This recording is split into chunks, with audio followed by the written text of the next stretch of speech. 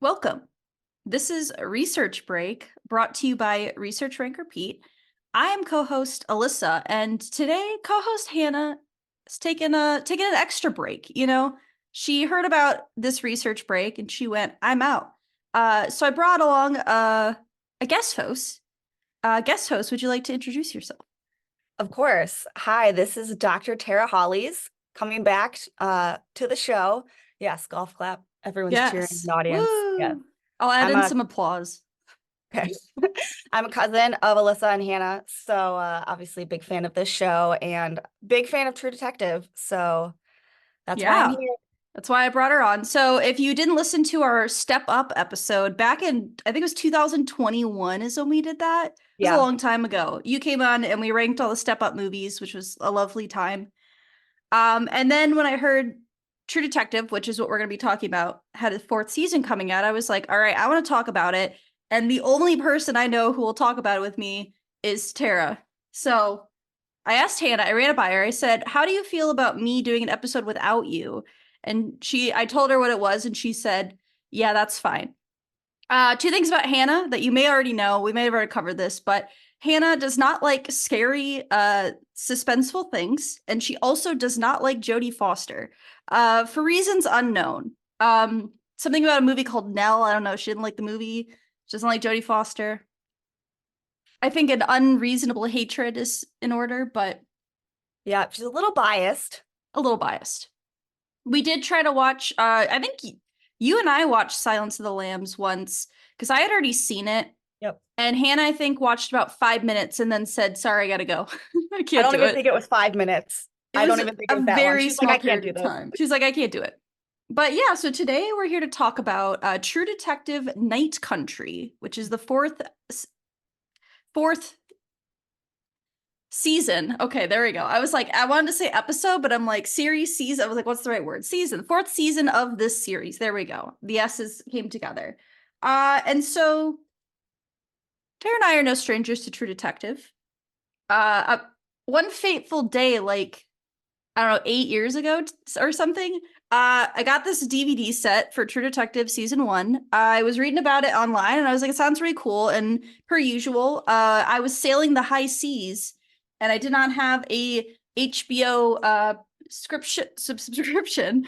I don't even think, to be honest, I don't even think like an online streaming existed for HBO at this point. No. Or it was very bare bones because I know like at some point you were able to do Game of Thrones like through like HBO Now or something. It was like some other app if you didn't have actual HBO. But I got the DVD, and then I think we were living together when I was in college, and you were in second college to become a doctor, Yes. grad school. Uh, and I think I was like, "Hey, you want to watch this?" Because we both like that kind of like into like true crime and like that type of vibe. And you said, "Yeah," and we sat down and it was incredible. And we were blown away. And we were like, "Oh my God, this is amazing." Yes, and the final episode of season 1, we were screaming the whole time. We We were were like screaming. shrieking and we were like shaking, and it was Yeah. so overwhelming. And It was scary in all the right ways. We were just like, "Turn around!" Like in the dark. Was he in like it was like a in a abandoned cave. like a cave or something? It I was an was trying. abandoned mine or Yeah, it was like something. some like nature area. Oh, scary. It definitely was wonderful. Would recommend if you've never seen the show in general. Season 1 will set a high bar, Yes. a very very high bar. And then we watched season 2 when it came out. And I feel like we're a little more mixed about that one. Yeah. It was a little rushed. Story was a little kind of all over the place. And then which is I wanted to touch on this because I still think it's so funny. So season 3 came out. We were not living together at the time, so we had been texting about it. We've been texting about the episodes as they've been coming out, and I think you had something going on near where I was living for around the finale. So we watched like the last 2 or 3 episodes together, And our theory crafting went out of control. We had a piece of paper that I think the word gay was written on like 15 times because we developed this theory about like a gay child sex ring, and none of it was true. We just like theory crafted. We're like, this person's a pervert. This person's a pervert. Like, and Going none of it after was little true. boys. Yeah, basically. And then none of it was true, but just like this whole sheet of paper. And I don't think I took like a Snapchat when it occurred, but just a whole piece of paper with just the word gay all over Like it. circled arrows and yeah, it looked crazy. It looked crazy. From an outside perspective, it would look crazy. So our theory crafting went a little off the walls for that one. Yeah, so I think we learned, okay, we got to tone it down. We're in too deep. I still feel like our theory was good and it would have made for a better I think show. so too. They should have hired us. Yeah, I did like season 3, but I felt like it was a little underwhelming. Agreed. Is how I would put it. Definitely better than 2. Yes. Definitely not as good as 1, but like solid. It was solid. You know, I enjoyed it. I liked the actors who were in Yes. the roles, so that helped a lot. That brings us to season 4, which is the first season that is not written and directed by Nick Palazzo, I believe is his name. Oh, okay. So he actually is not the person who directed and wrote this season. He was replaced by, and I thought I wrote down her name, but I definitely did not. So let me just look that up real quick. So HBO hired someone else to come in. Issa Lopez? Issa Lopez, thank you. I was like, I know I watched it on the credits like 80,000 times, so I should have it down. But yeah, so she came in, she both wrote and directed the show. I think there were some additional writers, but yeah, so she came in. She's doing the season independently. And I read that she is probably going to be spearheading a 5th season. So HBO's ordered a 5th season, and that she seems likely to be the person who's going to run that. So Yeah, so season 4 felt different than the other ones, and I can see that now with like the creative, like she was the showrunner, writer, and director for this one, right. Issa Lopez. So I definitely got a different vibe, and I think it makes sense. I can see a woman's perspective. Yes, Yeah. At the very end, I was like, Yeah. oh, this felt very feminist to me, and I Yeah. liked. Yeah, we'll get into that. We will get into it. Yeah, I think I read something that she wanted to do an inverse season 1. So basically take a similar approach to season 1, but make the leads women instead of men, and kind of reverse. So the murdered, they're not murdered women, they're murdered men is like the main plot. Okay. Is kind of, and then she took influences from other things. Like I got Heavy the Thing vibes from like a research station out in Alaska, like that whole aspect. She had a couple other things as well, but that was the main, like the one thing I read is that she mainly drew that from season 1. And I guess I was reading there's a ton of references to season 1, but I haven't watched season 1 in so long that I didn't catch caught one thing, and that's it. I don't know if I noticed. I mean, the pairing of the detectives definitely felt very reminiscent of them, and like the knowing that there was something in their past that like kind of caused a rift for them. But like, yeah, I don't think I noticed any explicit references. But again, it's been years since we watched season 1. I think we watched it in 2016, maybe. Yeah, that sounds about right. 2015. It was definitely maybe somewhere around there. Yeah. Yeah. Almost 10 years. Oh my gosh. 8 years, could be 8, could be less, but at least around that time. Yeah. It was before season 2 came out, because we watched that episode by episode as it aired. I know that. Yes. I wonder when season 2 came out. I'm curious. It was probably, I know we definitely watched it during the summer because we would just binge watch in the basement. Yep. Because it was so hot, and that was the only place. It's the only place that was cool. It didn't have air conditioning. No air conditioning. All right, let me see. Okay, so it came out in 2014. June to August 2014. Oh my God, or 2015. So at the very least, yeah. So we watched it at the very least 2015. Okay. It could have been 2014, but it wouldn't have been any later than summer of 2015. Okay. So yeah, almost 10 years ago. Wow. Ugh. Yikes. We're getting old. Yeah, so just to give a general like overview of what this season is, the general plot is you've got rural Alaska in the setting of the time of year when it basically is dark 24/7. There is a period, I think the dates might be a little different in real life as they are portrayed in the show, like the time when that occurs. I think it's a little earlier. than how they have it framed, but they probably wanted to do it around the holidays. So I'm like, whatever. I don't need everything to be scientifically correct. That's not what we're here for. That was also some complaints I saw about like, this isn't scientifically correct. And I'm like, okay, sure.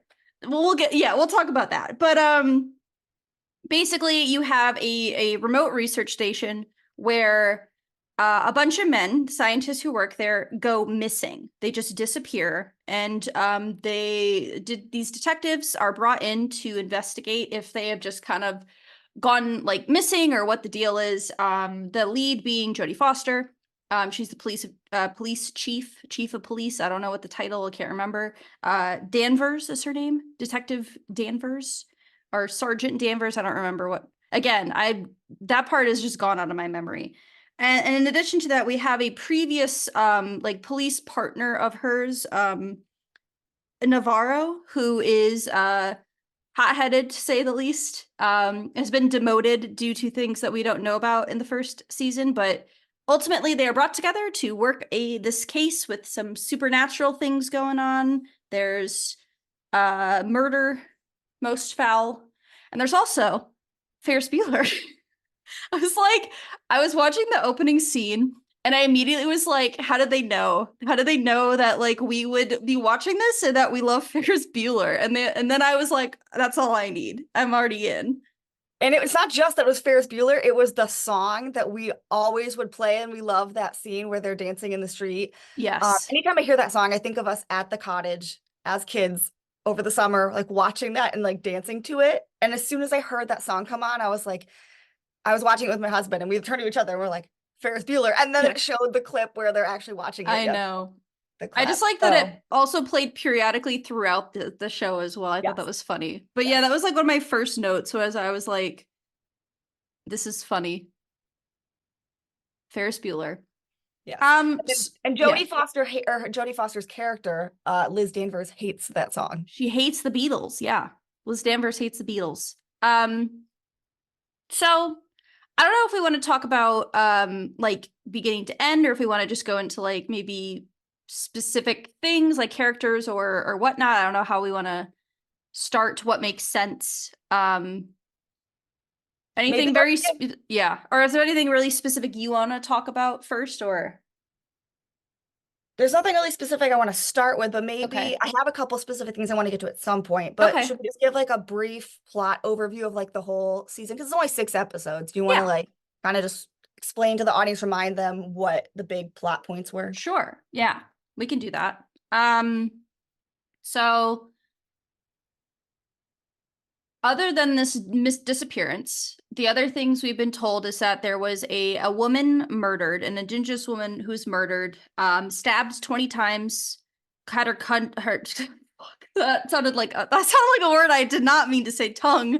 I cannot speak today. Anyone who listens to this knows that I can't talk in general, but it's particularly bad today. Has her tongue cut out. They don't find the tongue. It's not with her body. And the Navarro is the detective who was working that case. So we know that. We're set up with this plot line, and that there may be a link between those because they find a severed tongue at this research station. So that sets that in motion where we've reestablished this link of two people who used to work like directly together and haven't, and they have some issues. Trying to think what are some of the other like major plot points that would be good to know. So what part of the background is that this small town sort of like was built up. Well, there was indigenous communities here before, but then like there's copper or some mineral that is discovered and they're mining. So there's this big, actually maybe it's silver because it's called Silver Sky. I think it's silver. Oh, I don't know if they ever like really specifically specify what they're mining, but that it's a mining town. Yeah. So there's this big mine that's obviously run by white people, and this one white lady I think we see is like the owner. And so there's a bunch of white people have come in to do mining, and it's like causing damage. It's like whatever they're doing is like putting some kind of toxic stuff into the water, so people can't drink their water. It comes out like brown and milky and disgusting. So obviously a lot of the people who lived there before, many of whom are indigenous, are protesting and want the mine Yes. to like go because it's Right. bad. And then the white people are like, but we're making so much money, so we don't care. And so there's this drama's Right. kind of Yeah. unfolding in the background. Right. They also, I think they say at one point that like 50% of the population of the city works for the mines. So they're like, if the mines are gone, how are you going to survive? Like half the people who live here work for us. So there's like that aspect as well. Um, there's the fact that it's a small town, which means they don't have the resources that a larger police department would have. So there is a detective who comes in from Anchorage who tries to take over the case at one point, who has a history with Liz. You know, they got a little history. A little bit. A little bit of history. Yeah, a little bit. Just a bit. The other thing is that trying to think if there's like any other like general specific plots that's not like directly um The research yeah. station has been there for a while, and Yes. they, unlike like normal research stations where you'll have people like working a 6 month stint or something, because it's pretty remote. The Yeah. research is even like several miles outside of the town. So it's these single men, like they're all men, they don't have their families or anything with them, Mhm. but they all stay there for like years at a time and never That leave. yeah, that seemed interesting to me because like I know people who usually work like in Antarctica, like remote places like that, they only stay for a certain amount of time because one, it's incredibly isolating and people usually, I mean, humans in general are not meant to be isolated for that long of a period of time. It's not good for your general well-being. And I know that's generally why they don't send people to Antarctica because like you basically there's nothing. There's not a lot going on. Um I did find that to be interesting where I was like, that feels weird. Yes. Um, you know, so that made me wonder. I'm like, how are they? Then they go into it in the show. It's like one of the plot points is like, how are they funded? Like, where's the funding come from? Because it felt weird to me where being that I work for a university that receives government funding, I was like, I wonder. I have thoughts about that, and they were answered at a certain point. Um, so that was something I thought about the scientists' like interaction within the city and just in general, because it didn't seem like people really interacted with them. You know, there's a point where they are questioning some of the cleaning ladies who worked here, and they're like, they don't talk to us. Like, we don't like we're cleaning ladies. They don't acknowledge us, kind of deal. Or someone who like dropped off food. He was like, yeah, they're all weird. They're weird guys. Let's see. Yeah, I mean, it's heavily focused, I feel like first and foremost, like in the beginning on the police detective investigation aspect, and then at a certain point it kind of shifts to be more like about like uh, I don't know what the word I'm looking for, more like personal and more like focused on like people interactions between characters Yeah. and like relationships and like inner conflict is maybe the right Yeah. word for that. So I thought that was a shift that I noticed at a certain point that it felt like there was a shift a bit. Yeah. Um, yeah, so it turns out like, it's sort of like the end of the world or zombie apocalypse kinds of movies or shows where like the major issue obviously is the zombie or the bad Mm-hmm. thing, whatever is going on, the apocalypse. But then you see that like the real danger to many people is the people themselves, like Mm-hmm. being people and being shitty and Right. causing harm to other people and taking advantage of people during difficult times. So you start to see that like while there was this disappearance and these murders in the past, and those are obviously a big issue, what really becomes like more relevant and serious to the main characters is these interpersonal dramas and even that, yeah, Mm-hmm. their inner conflicts. And they seem to like kind of those start to take center stage as you go into like the last few episodes of Mm-hmm. the series. Yeah, for sure. Um, I feel like that's a pretty good overview of just the general, like what the background is of that. So I think I'd say something I think they did really well, and it was set up really well in the first episode, is the atmosphere. I think by having the show set at night at all times really like set like an atmospheric tone that like really worked for the show. I felt like it made things more like I don't know, suspenseful. Like I was like on edge a lot where I'm like, when's something gonna jump out or like, like flashlight goes off and I'm like, no, I'm like, oh no, not the darkness. But I thought like the atmosphere was done really well. I thought that was different and made it for more like it felt very different from like the previous seasons in the show. The setting itself. I did like it being in Alaska and especially like a rural town, I think was an interesting look at like one the way things work in like small towns in general, but also just like conflicts between different groups of people, like protesters versus the police. Like there was a lot of conflict with that we saw, or like indigenous people versus like white people, or the mine people come in and have set up things.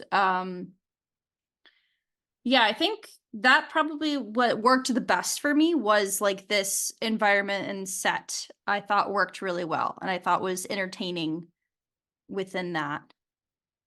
Yeah, and I also think not just for the entertainment value as well, but this season really spoke to a lot of issues that are Oh, that incredibly are real. relevant to Yeah. like the world today, colonialism, Hmm. settler colonialism, economic imperialism, indigeneity, and white people needing to reckon with like the environmental and human costs of basically being like taking Right. over much of the world and obviously causing a lot of issues. Yeah. And then like the conflict of interracial families or mixed Hmm. families, blended families in like race and also like parents. So Hmm. the fact that Liz has a stepdaughter who is indigenous, because I think Liz at some point had married an indigenous man, and I think they had like a baby Yeah, I think together. that was a step like a or a half sibling. Yeah. I'm guessing like she married her daughter's or stepdaughter's dad and Yep. then they And they had had a kid a together. son, and then it's later revealed that her husband and son died in what I assume is some sort of a car accident Yes. that they allude to, but then so she's taking over as her parent, you know, Yeah. as like a And step so, parent. Yeah. and like the step parent, stepdaughter relationship is hard, I think, for anyone, Yeah. regardless of race. But then when you're also bringing in the fact that it's like this older white woman who Hmm. doesn't seem to like fully get the like, Yeah. she has all this Right. privilege as a white woman. Yeah. And then her indigenous, like 15, 16-year-old Yeah. stepdaughter, it's like there's so many things that like they just don't see eye to eye on. And that adds like another layer. And I appreciated that, especially Yeah. with conversations that I think a lot of families are now having. Like, we have lots of blended Hmm. families, especially in the Right. US, and then like mixed race families as well. And Hmm. I think that was good to show that it's not just all like the Instagram, like, oh, it's cute Yeah. and like it's easy to have a blended family, or it's easy to be mixed race. Like I think this really spoke to like these real issues that families go through. And I appreciated that Hmm. because I don't see that a lot in a lot of Right. I feel uh like TV shows. I feel like they don't really show like a negative like relationship with that. Because I thought it was really interesting to show like how her stepdaughter like at various points is trying to connect with her culture, like one that, she clearly doesn't really have a connection to through her stepmother, and like her pushback against that. Like Liz was not happy with a lot of the times with her stepdaughter. And so that was interesting to see that like perspective of that. Yeah. Yeah. I'll tell you this now because now that we're talking about Jodie Foster's character, she referred to her character as a quote Alaskan Karen, Oh yeah.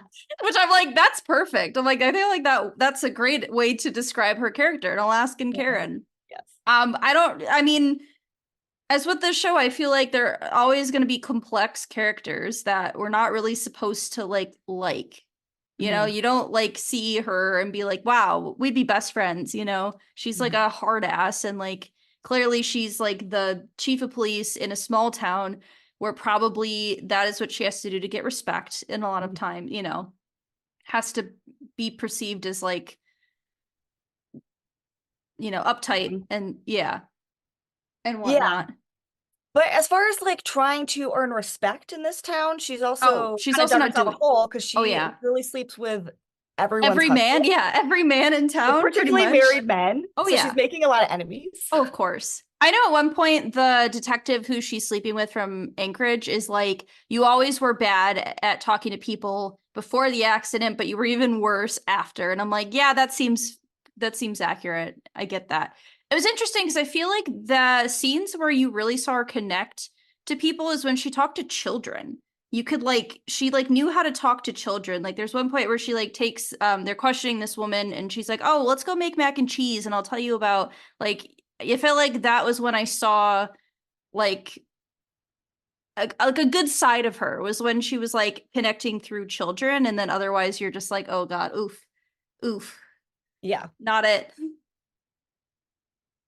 Liz. Not it, Jodie. Yeah, not it, Jodie. But yeah, so I thought her character was definitely interesting. She's not perfect. She's also driving drunk at points, She runs her employees ragged. Pete, was his name Pete? Paul? Pete Paul. Something with a P. It was definitely a P name. Yeah, what is it's he had the name of one of our family members. I just don't remember which P is it. Pete sounds right. Hold on. Yeah, I wrote down some of the names of the characters. Hank was his Peter Pryor. Yep. Okay, Peter Pryor. I think she called him Pete a lot. Yeah. Yes. Hank was his dad. Yes. Also a police detective or a detective with the force as well. Yeah. Yeah. That was a weird dynamic. So it's his dad who's been a seasoned cop who seems to have some kind of conflict with Liz Danvers. Yes.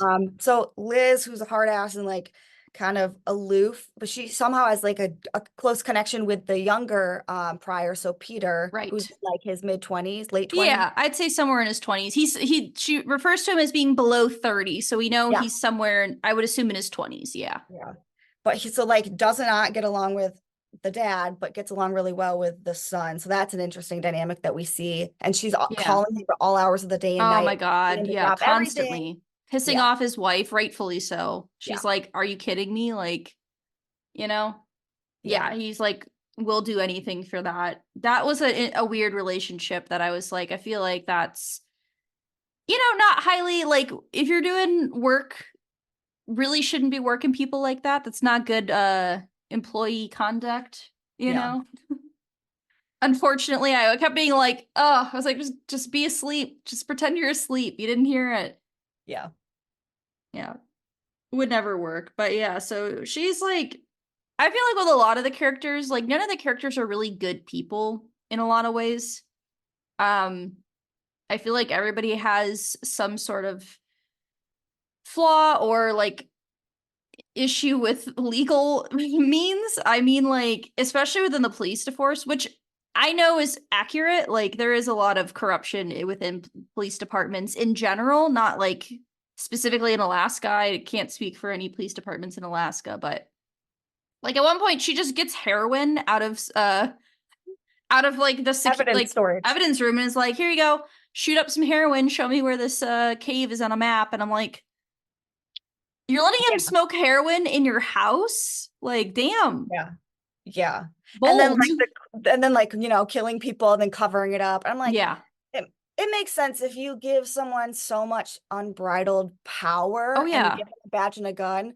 It's bound that lots of people are going to be corrupt. This is not to say that all police are corrupt, but it's a system that basically allows for this to happen.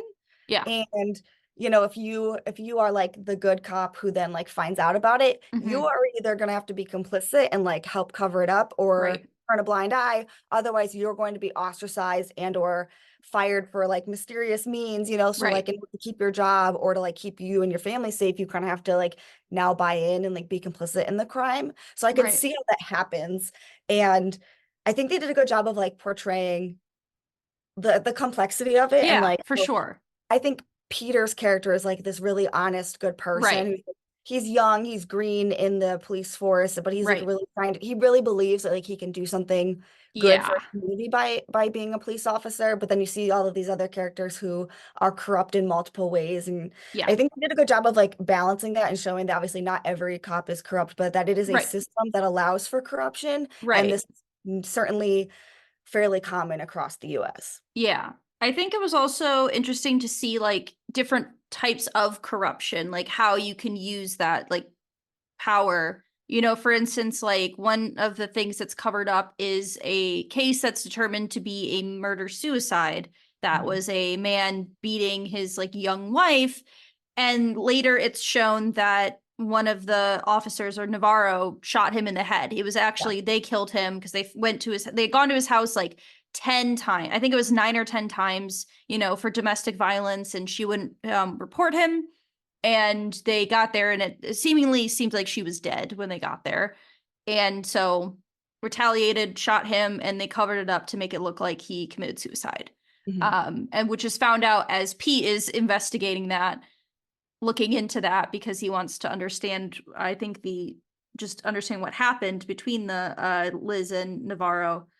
And interesting, yeah, I think it's interesting to be like, sure, that is not okay to do, like, to abuse that power to do that, even if it's like for a good reason, or like, you could take that as you will. Yeah. Or it brings up the question of like, when morality or ethics diverges from law, which one is right? Like sometimes there are laws that are not just and they're not moral, but then there are other things where like committing a crime might be justified in certain cases. So I think it's left up to the interpretation of the audience. I think so too. And I think the main crime that goes on in the story as well, that we'll get to in a little bit, but explaining the disappearance of the men from the research site, we start to see it's like sort of vigilante justice that seems justified and moral, even though clearly it's unlawful. Yeah. And I have some thoughts about how that relates to one of my favorite short stories. So when we get to that, I'm writing this down so that we can pick it back up. Yeah, sure. Yeah, we'll definitely get to the end at some point. We'll get there. I have a lot of thoughts about the finale. I thought another thing that they did pretty well throughout the show is like having this like supernatural spirituality kind of like is something else going on like within nature. Because eventually at the end of the first episode, they end up finding the men frozen out like in the tundra. They're just out in a circle for no seeming reason. Their clothes are folded up nearby. They are frozen somehow, although I feel like this is really unrealistic that one of them is alive. I was aghast. So they're like, the other thing they show the police officers, they're like taking selfies with a thing, and she's like, what are you doing? Like, get it together. This is a professional like crime scene. And as they're trying to like unearth these guys, one of the men just breaks off this dude's arm, and then he wakes up. And I was like screaming. I was like, oh my God. Horrifying. Yeah. I think it is possible. I think possible. It's incredibly rare. Possible. I have heard of instances of like someone surviving several hours being frozen, but this was like a couple of days. It was like 2 days. Yeah. Oh, yeah, maybe not. I think there's a possibility, but it seems incredibly unlikely. Yeah. I mean, he did eventually die from his wounds later. Oh, that's right. Yep. So like he did still die, but it was a bit like, I was like, timeline. I'm like, I'm just gonna ignore that. We're just gonna ignore that. That probably wouldn't happen. But so then you're left with this like ideas. It's like, okay, what happened to them? Like there's like a symbol drawn on one of their heads. They're just frozen out in the, out there, just a chunk of men, naked men, just hanging out in the tundra. And we set up in the like the opening shots of like this research station, we set up that like something happens where like a guy, like she's awake, I think is what he says, right? Is that the line? Like she's awake. And then like the power goes out, and essentially then they disappear. And it's as if they've left everything as it was. Like there's beer, there's popcorn on a table, like everything is as if they just up and vanished. There's no sign of like a struggle. There's no sign of blood or anything that would indicate that like something happened inside the research station. Except for this tongue. That's all we have. And so they find all of the researchers except for one. One has gone, so like after they find the missing men all like clumped together and frozen to death, and the one that's like barely hanging on to life, there's still one that's unaccounted for that they think perhaps murdered all of the other men somehow. And then he's on. Yes. And the other thing we know is that he has the woman who was murdered a few years ago, he has the same jacket that she had, and later is determined that they were in a relationship. So then there gets that tied together. So then it's officially tied to this other woman's murder that happened, I think it was like 5 years prior. I think it was 5 years before this had occurred. So then you're left wondering, like, huh, so did he kill her and then kill the men, or like did something happen with that? So he's then becomes the prime suspect, and they're out on a search looking for him. Goes missing. He's off. The other thing that along those veins is you get people having almost like visions or like auditory hallucinations, like they're hearing things, they're seeing things. Navarro is seeing things. You've got even Danvers is hearing things too. Like, I think she even hears she's awake, like in her sleep or something.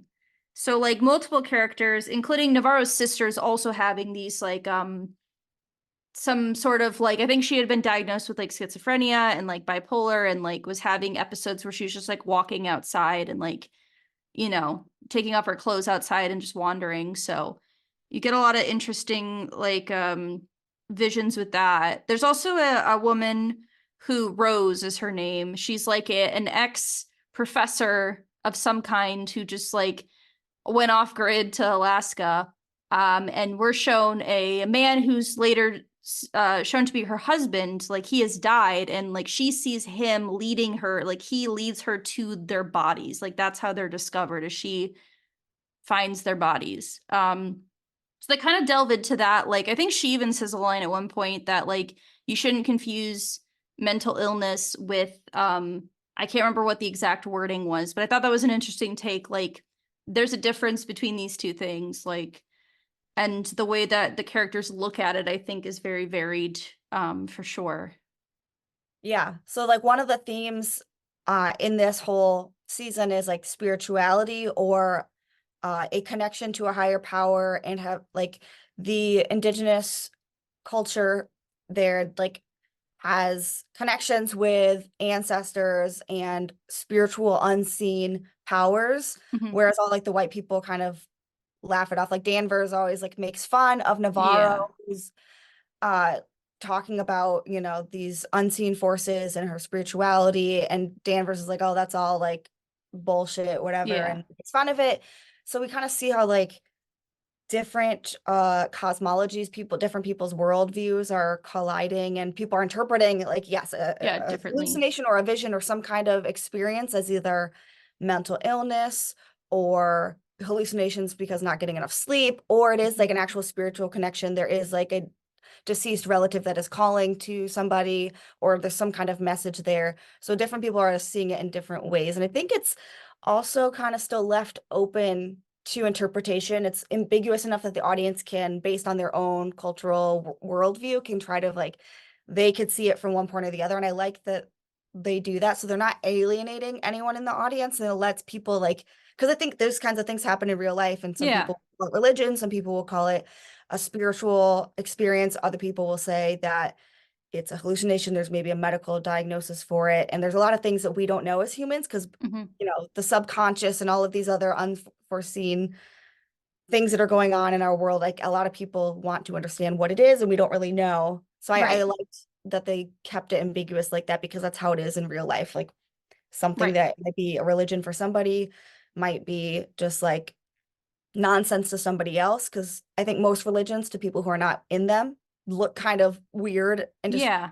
you know. So I think I like that aspect, and I think it complicates the storyline in ways that I don't think any of the other seasons did. The other seasons all dealt with like some kind of occult thing, but like the occult practices was like some creepy satanic cult or Hmm. something that was like clearly bad, that was, you Yeah. know, like, that was harmful and not considered legitimate. But in this one, you've got, I guess, the whether they're secular or religious, probably at least raised Christian white folks who Hmm. have like this particular worldview and don't believe in like the spirits calling to them.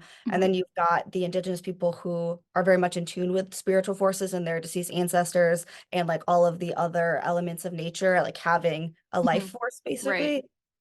We don't see that in any of the other seasons. I think they actually delved into this other perspective Yeah. of the world, which I think was good. And they didn't immediately like Jodie Foster's character writes it off as like bad or stupid or Right. not real, but the writers and like the message from this the show is not that this indigenous religion is somehow lesser or illegitimate. I appreciated that because I think it's high time that we acknowledge that like there are other worldviews that are legitimate besides just like white mainstream American views. Yeah.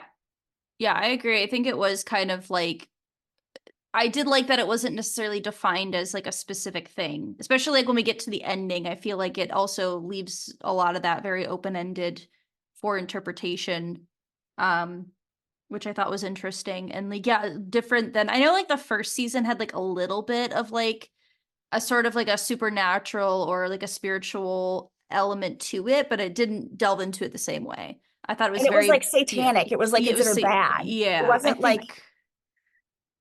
like whatever that spiritual element was like a bad thing. Right. I believe so, Whereas, yeah. yeah. If I'm remembering So correctly, yeah. whereas the spiritual elements in season 4 are not, at least I didn't take it as Mhm. they were being portrayed as bad. I think it was just like that is someone's worldview Mhm. and let's just express it. Yeah. Yeah.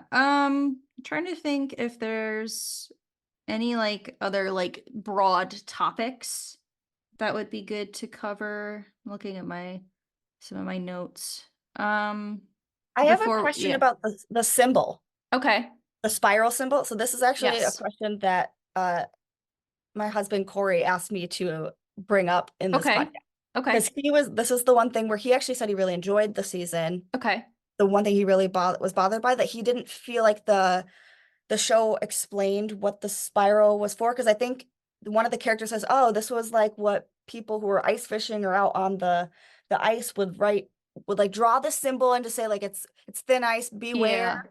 But I feel like there's supposed to be something more because a lot of the disappeared men that they find later and like the woman who is murdered, they all have either like this marking on their head or like as a tattoo or something, and you see this Right. in the ice. So we didn't get what the spiral really was like supposed to mean, and if it was an indigenous symbol or what. Yeah. You know what was going on? I wasn't entirely sure either. Like I know I thought you brought up a good point. Those like the fossils that they found in the ice made that symbol as Yes. well. I think a lot of times when they're like assembling, I noticed like kind of when they were like assembling evidence, sometimes it also would be in like an odd circle, like similar pattern. When she peels the orange, it makes the symbol. Like it shows up a lot. And I was wondering if maybe like because I know that they had said like they would put the symbol to show where danger would be. And I know and a part with the at the end, somebody draws a symbol onto that guy's head, basically, and that interpretation is different, but basically like in form of nature, it's like a warning. I don't know. I interpret it as kind of like a warning sign, I would say, but I don't know if it has any like direct correlation. I didn't look up anything with that. Are you looking something up right now? Yep, I just looked it up. This is one Okay. of the callbacks to season 1. Oh, is it?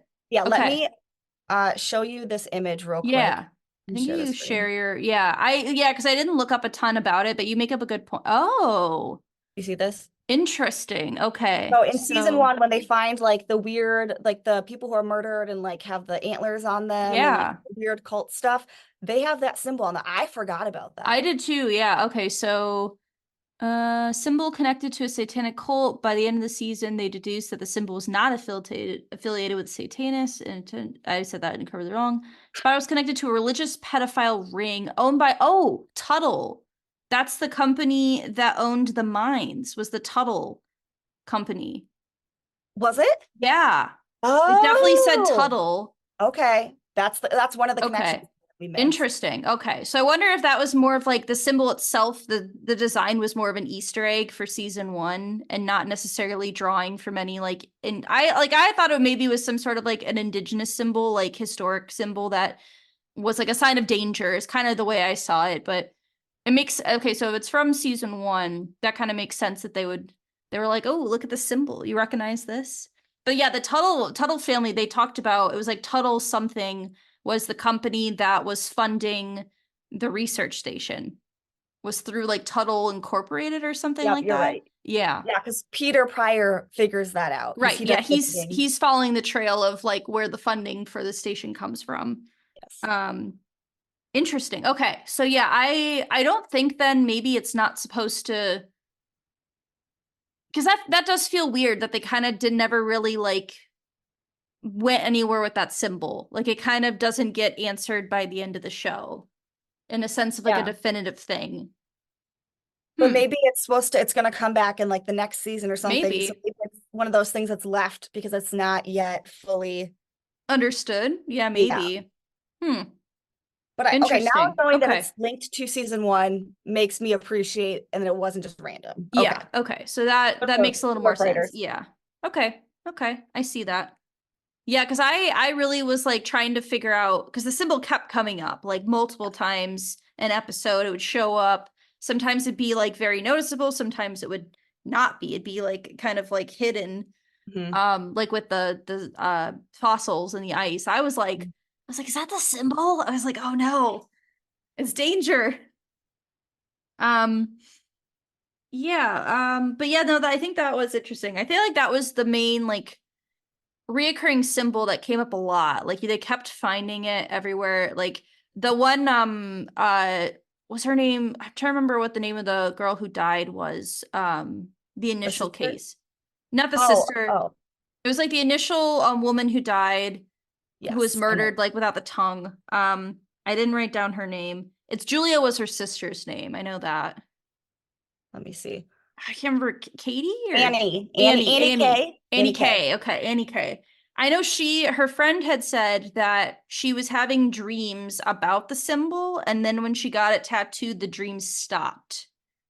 So that was like, I don't know, Interesting. something that she dreamed about was that symbol. Okay, so maybe Annie K was receiving spiritual guidance from the ancestors or some other Yeah. spiritual force that was warning her that the research sites and the miners are all like funded by Tuttle or whatever. That like there Yeah, are maybe. these evil white people are basically trying to destroy their town and their people, like by Right. putting toxins in the water and like all of these other things, destroying the Yeah. environment and in general just like colonizing. Right. So maybe she was getting that warning because she's Annie K before she was murdered. She's one of the lead protesters against the mine. Right. So I Yeah. think like she was sort of like this uh prophet figure Hmm. for her Right. town to like try to protect the town from the white people, the miners, the everybody else who's trying to corrupt it. Right. So yes, I could see that maybe like this linking back to season one, and it's like these evil forces that she's being warned about because she's in tune with this because of the way that she sees the world and she's like aware of Right. secrets. Because not everybody else like gets these visions or these dreams because they're maybe not as spiritually gifted or they're just not in tune with that. And like, yeah. So I think Right. that makes sense. Yeah, I think that makes sense too. That seems very reasonable. Um, Let me see. Do do do. So, do we want to go to like the end game type of Yes. discussion now? So finale episode. Basically, what we find out is that they find Clark, right? They find this dude. He has been hiding in ice caves. The research station had a secret, like laboratory underneath that was in the ice caves, which is where they were doing, like they were taking cores of ice and trying to find like microorganisms to help with medical related things. That part felt a little unclear to me. It wasn't, which I don't think it necessarily needed to be that developed, but They were looking for yeah. something that was supposed to like help regenerate life and like would be able to cure cancer and a lot of Yeah. things like that. Like an ancient type of DNA. They wanted to use like ancient DNA to help with current problems. I know a big thing, it just is just from an outside, like just knowing about climate change and some of the research done, there's a big concern about by having permafrost melting, it'll release like pathogens and bacteria that haven't existed, and we won't be able to treat it because we don't have like that type of like our bodies are not accumulated to those diseases that existed, you know, thousands of years ago and whatever. So I know I was like, that's an interesting take that they're like, we're going to use it to help people when it's like, I've also heard like there's this possibility that it could be like the opposite effect where we get things that we don't have, like our ancestors probably like had a resistance to, but we don't as a current, you know, population. But basically, so I find these ice titles, ice caves. They're trying to find where Annie K died because they determined she died in an ice cave. They get in there, they find Clark, they find that the instrument that she was stabbed with was in this laboratory, track him down, and it turns out that she found out that the mining company was basically paying, like they funded the research station. They were changing their numbers. They were taking the money, making it look like it was less pollution than it really was. And they actually wanted more pollution because they wanted the permafrost to melt faster so they could get more data. And that science is a bit weird, and I'm not going to get into it because I don't really think that's really important for the plot. So, like, we don't really need to have like extremely scientific facts, or like correct scientific stuff. Because I don't know, like they're taking ice cores, but technically permafrost isn't even ice; it's more soil. So, like, that's a whole different thing. Soil core is different than an ice core. Whatever, you know. Not important, but they find out that because of that, Annie K found out about it. She started damaging like research in this ice cave. Scientists apparently, I guess, show up and then just stab her a bunch of times and kill her. Yeah, because she was destroying the ice cores. And so they are like, naturally, their response is kill her. Destroyed our evidence or our research, therefore we are going to kill you, because that's how a normal, rational person handles conflict. Yeah, but my thought is, again, if we're talking about the impacts of isolation, if these men are isolated and their whole lives are their work, I can see somebody, like, that was my interpretation. I'm like, if somebody is isolated, their whole lives are their work. Like, this is what they've been working on. This is like the cure for humanity. Then I could very easily see somebody seeing their work destroyed and snap. Like, that was like the way I looked at it, because I was like, I like the way that they're emphasizing like how important this work is it's like yeah, it seems unrealistic, like, oh no, you've seen too much, time to die. But yeah, I was like, the isolation could do that, you know. I could see that. You're right. Yeah, now that I hear you explain it, you're right. I do think that like isolation does really disturbing things to our psyche. So I think you're right that is, in those kinds of conditions, someone might snap. Yes. Yeah. It still felt a little weird. I was like, okay, sure, I'll look at it that way. It's fine. So then she dies. They cover it up. It turns out Pete's dad, Hank, must have, I don't know what dirt they had on him, but he was working for the mines, and helped move the body for them. So I don't know. Yeah, I don't know. They never really actually say what he did to like do these, like be blackmailed into doing these things. Like he was told if he did that, he would become chief of police, but then he wasn't. So then, you know, because we see a meeting between him and the woman who's in charge of the mines. I can't remember what her name is, but basically she's like, get rid of this, the guy who's doing heroin. We need him gone. And that sets up a whole interesting thing. But anyway, so they move the body, they set it up. On the other side, we have the fact that Hank is,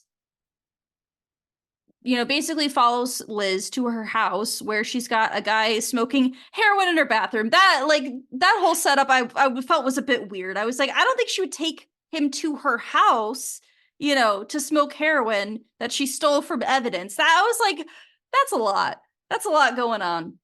Where else is she gonna take him? I guess that's true. I guess there's got to be some public restroom or something, you know, like somewhere he could smoke outside. It's a rural town. It's dark. Find a random spot, have him smoke out. I don't know. That was a bit weird. But anyway, Hank just shows up and then shoots Otto, right? Was his name Otto? Yep. Shoots Otto in the head, or not in the head. He shoots him in the shoulder, then he shoots him in the head. Then his son shows up because he's hanging out in a shack in her backyard because he got kicked out of his house because his wife's pissed at him. Right, you know. And then basically we have a showdown where he's pointing a gun at his dad's pointing a gun at Liz. It's a triangle. Liz doesn't have a gun. And ultimately, Pete shoots his dad in the head.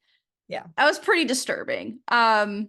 Just the whole setup. I thought the tension was done well, but it was like, oh, so he chose the way you could look at it is he chose Liz over his dad. Although his mommy figure. Yeah, his mommy figure. The overbearing mommy figure over his dad. Yeah. I mean, he has mommy issues because his mom left them, you know? Yeah. It all checks out.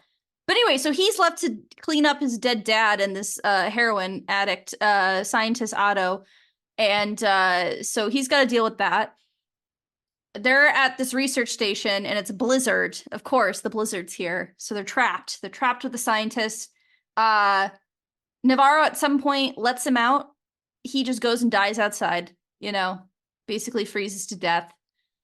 And then they are stranded out there. And then that's when they start having more of this internal conflict and spirituality or hallucinations, however it's interpreted.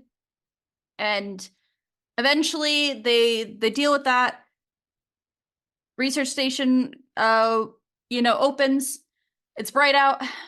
She fell in a pool of ice and didn't get hypothermia and die, even though they had no heat. That I was like, that's a little hard to believe. She's fallen into ice. And meanwhile, we have this whole talk later about how Pete fell into the water ice skating and like had to go to the hospital and like was a huge deal. Meanwhile, she's just like in a blanket by a fire, like keep breathing. And I'm like, and then she's perfectly fine, like another like 2 hours later. And I was like, okay, that's a little extreme. I get that they wanted to be dramatic, you know, she's trying to sees her son under the ice and then falls in, you know, her dead son, trying to make it dramatic, but it was a little hard to believe the series of events to that. But they find the hatch. They're like, I don't know, something about what she says. She's like, the hatch. And then they get some handprints belonging to a woman that we've seen. With like 3 fingers, right? She has 2 missing fingers. Yeah. So then they take a little trip to one of the woman's house, and she's been staying with another woman because I think it was a boyfriend or a husband had been beating her. This was like a early plot point from like I think the first episode. So she was staying with this other woman. And they tell a nice story. Tell a story. Yes. And it's like, so the women that are there, so like the younger woman who's missing fingers and then the other older woman, they are cleaning women. Like they have worked as custodians who kind of like go around to, I think, the mine, to all of these other like larger police department. They go to like all of the main companies and like whatever buildings throughout the town and they clean. And so one of the places they go to is the research station. They're one of the few people from the town who actually is allowed to like come into the research station and clean. So they tell a story and they frame it as like, well, we've got a story to tell you.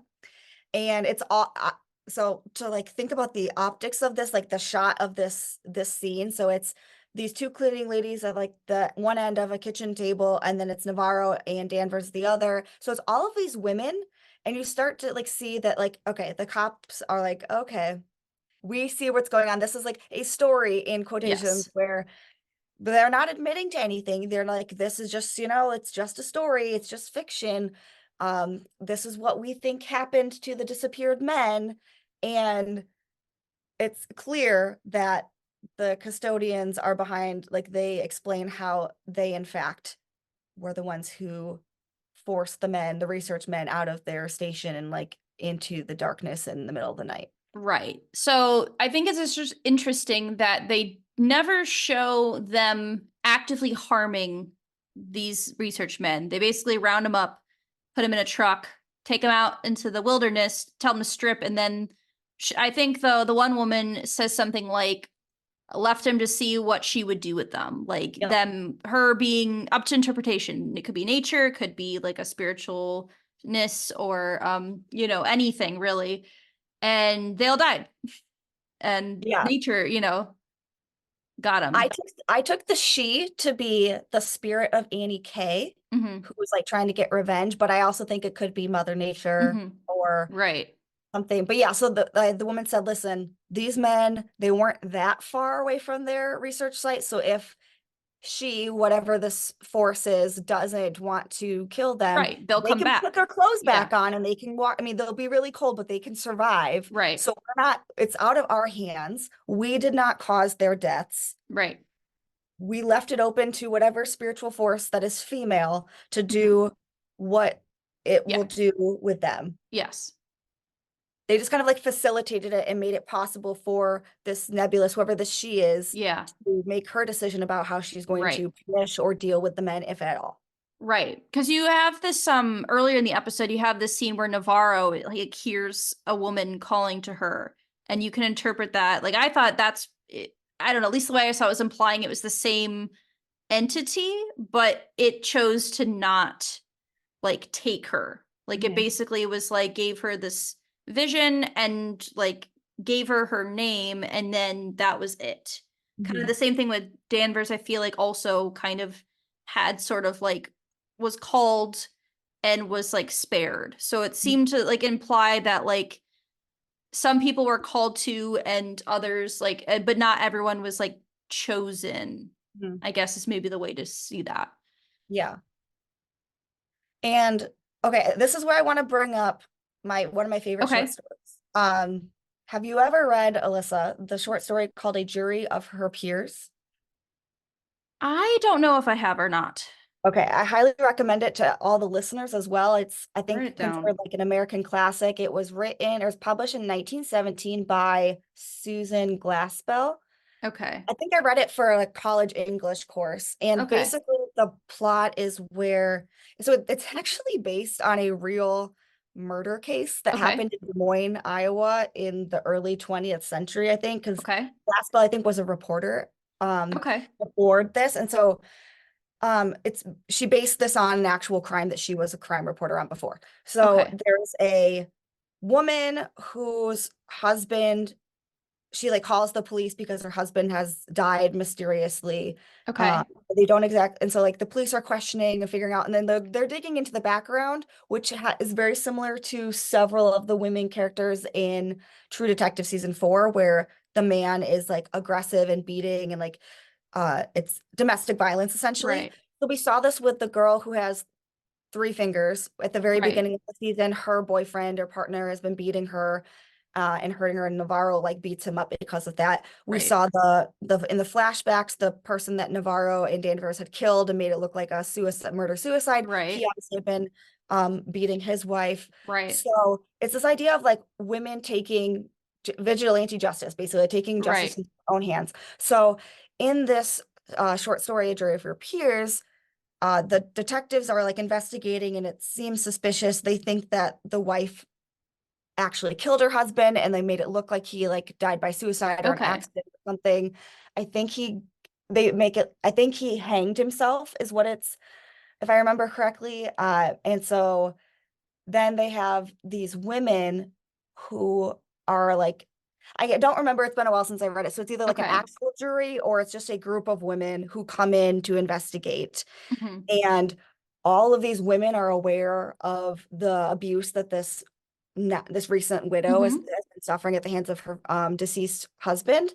And they realize that she, in fact, killed her husband, but it Hmm. was because it was like in self-defense. This was the only way Right. she could protect herself because at this time in the early 20th century in America, a woman couldn't just like go off on her own and like Right. divorce and like there was no real viable, I think, option for her to like, and like nobody recognized domestic abuse as abuse. Like, No. assault of your wife was not Right. considered assault because she was like your property and like Right. whatever, and it was consent because she's married to you. So it's, Right. so there was really no other option for her to like protect herself other than to kill her husband. And so it turns out at the end that all of these women are in cahoots and they know what happened, but they're like, we think she's justified. And so they Hmm. basically uh they acquit her and they basically say like, yep, it was it was a suicide Hmm. and it's a sad thing, but now, like case closed basically. And I felt like that was very much how the True Detective season 4 Yeah. was, where all of these women come out, because at the end scene when they're telling the story, all of these other cleaning women come out. There's like 20 or 30 women in this there's a house that are all ton. like, and they put the hands like on the shoulder of the two women that are sitting there telling the story, and the detectives are like, okay, I see what's going on here. They're all like admitting that they're part of this, and if we, we would have to arrest all of these women, and we actually think they're justified in what they're doing. So again, morality and law are like divergent. So they have to pick which one are they going to be loyal to? Morality, doing the right thing, or following the law, and they choose to be moral even though it goes against the law. Right. All of these women again. So these women are sort of juries of their peers, of the like the detectives become a jury of the peers of these women who force the research men out and stuff. So I like this because it's very feminist. It's like women supporting women and choosing to side with justice to protect women when the legal system will not protect women. Because, the fact that there was all of these calls against that man with the murder-suicide case, like 9 times there was domestic dispute calls and they did not arrest him. Yeah. The law could not protect this woman from the abuse she suffered at the hands of her husband. And all of these other women who are being abused by men in the town, like the law cannot protect them. So they have to protect themselves, and it's women protecting each other, which I really liked. That was probably my favorite aspect of the show, was that it was women supporting women and being in cahoots with each other, and it was going against the law, but for moral reasons. At least I thought it was moral. I saw it as justified. Yeah. So I have a question for you. You brought up an interesting point, and I was going to bring this up, and that's a good time to do it.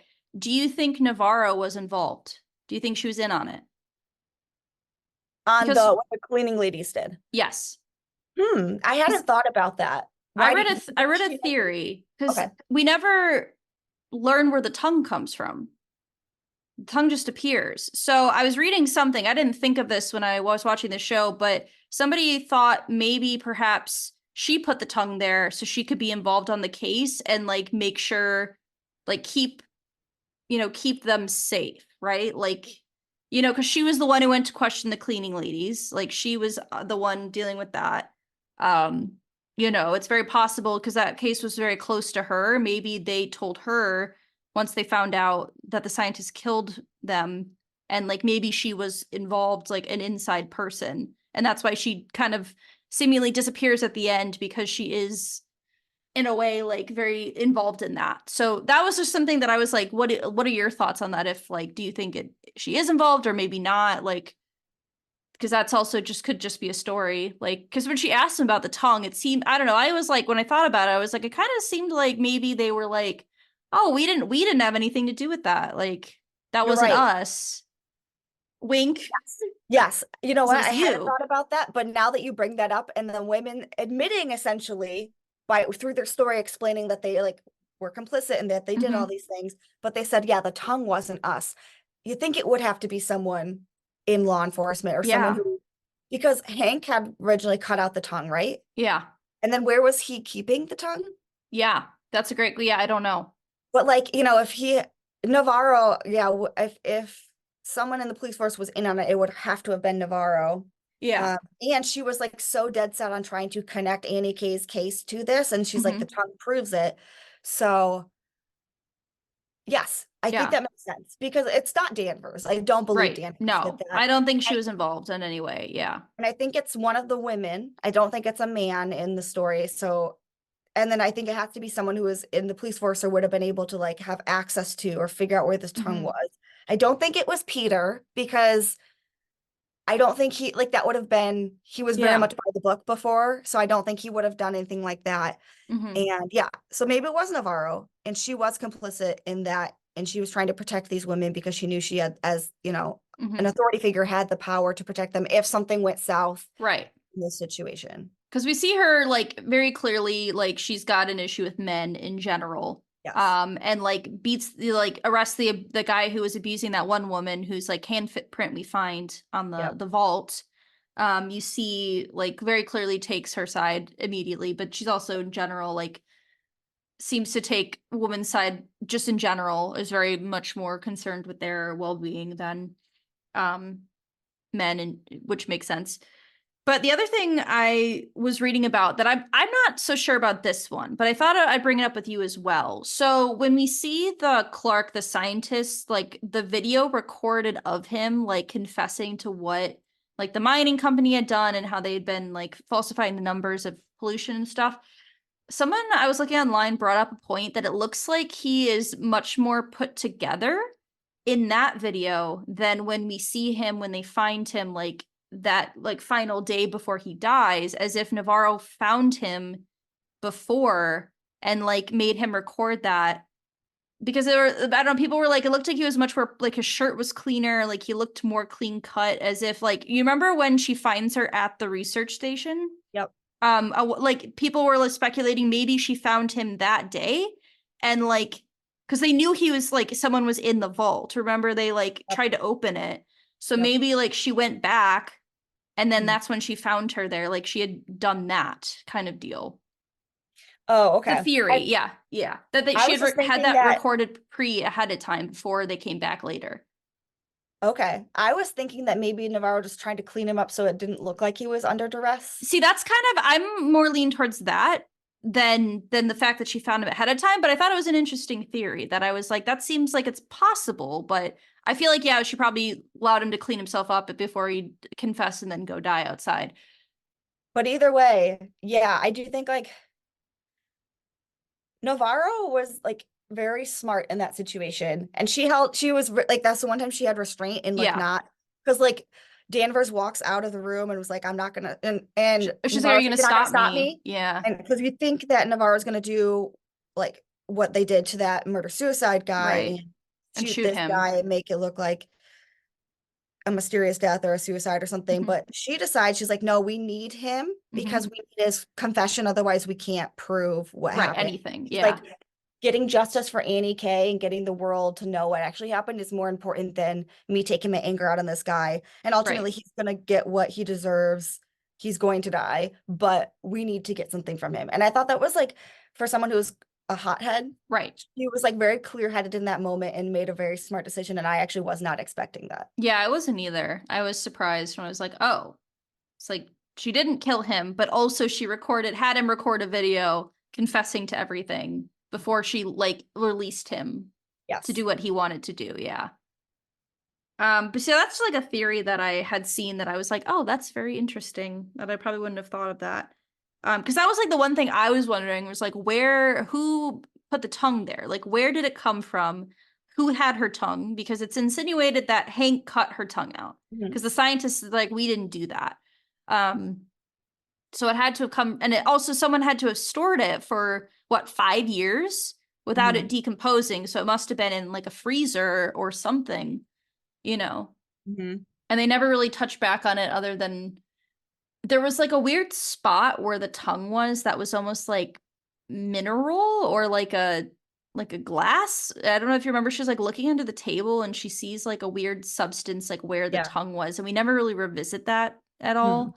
But yeah, that was like one of my big questions. I was like, I was trying to like look into that, and then I read that theory that like Navarro planted it so she could be involved in the case because she knew if they found the tongue that she'd be more willing to be able to work on the case in general.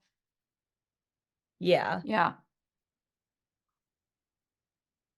I also, oh, so one thing that I forgot about, Annie K, her character, in those flashbacks, we see that she's a midwife, Oh yeah, right. which is Mhm. like she is literally protecting and like being there to like Right. care for women and Mhm. usher in New the life. baby Yeah. into this world or this realm.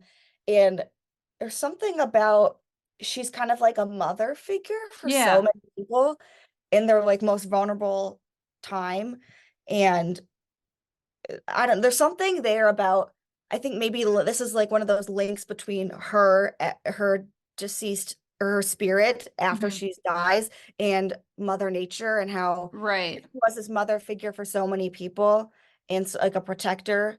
The she's back, she's awake, or we let her deal with the men how she wants to, Mhm.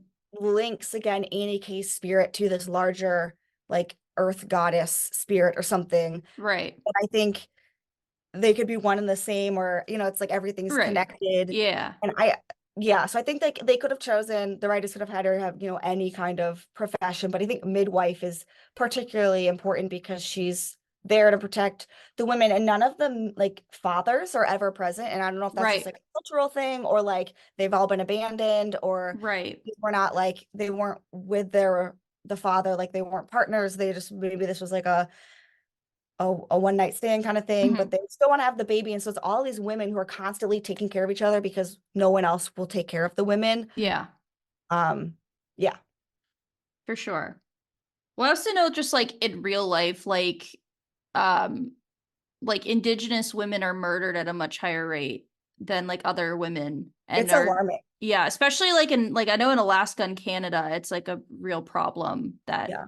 is often not touched on in like general news and whatnot. But I know I've Yeah. like read some things about that. So I feel like they did a pretty good job of like touching on elements of that, not necessarily like that being the direct focus, but I did think it was interesting to get like some like look into like that type of community and like environment that would like lead to that. Yeah. I'm trying to look up statistics because I think it's like a It's crazy, crazy. Yeah. It's like a crazy number. I want to say it's like, and this is not just even in Alaska and Canada, like this is in the lower 48 as well. Mhm. The rate at which murdered or Indigenous women are murdered or go missing is like, I don't know exactly how many more times than even like the next racial group. Right. And then like compared to white women, it's like insane. And like looking at the percentage or the proportion of people in the US who are Indigenous compared to white women, and seeing like it's very disturbing how proportionately how many more Indigenous women go missing or are murdered. And then they're not even, many of these cases aren't even investigated, or if they are, it's Right. like cursory and perfunctory, and there is no actual Or as we resolution. see kind of in this, like people keep secrets in a small town. Like people will cover Yes. for people. People will not talk if they know things. Like they don't trust police. They don't, there's a lot of, yeah, like I think facts that were interesting. I have us one stat Okay. that says that specifically, Indigenous women are 3 times more likely to suffer from domestic abuse, and that in 2019, 4% of homicide victims were identified as Indigenous females. Specifically, I don't know if that's worldwide or if that's where that is. I'm trying to see if there's any other specific stats. Um, let's see. Okay, I found something. Now I don't know. I can't verify that this Mhm. site is accurate, but it says 85% of Native American women report experiencing violence, including sexual assault, domestic violence, and rape over the course of their lifetime.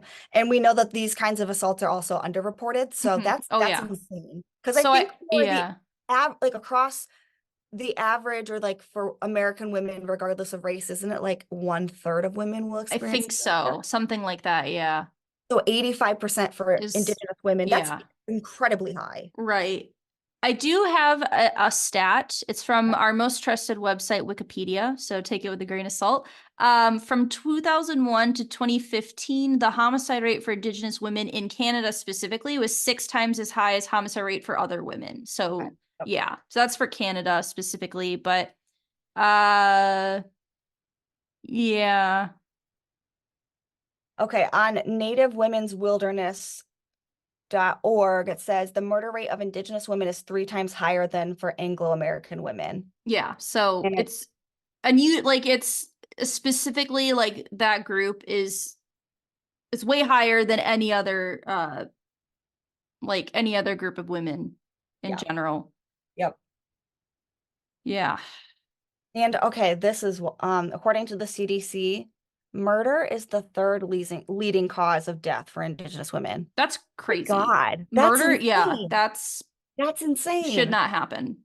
And the Yeah. fact that it continues to happen because Yeah. it's not like nobody's investigating, or nobody seems to care. Like the people in authority obviously aren't doing enough to Yeah. prevent it or look into it. It continues to happen. It's so alarming. And yet when, I mean, this is like the converse side of missing white woman syndrome, Oh where, yeah, yeah. like with the Gabby Petito case a Right. couple weeks Where you ago, how get like like everybody follows that. national coverage. Yeah. Yeah. But it's like, Mhm.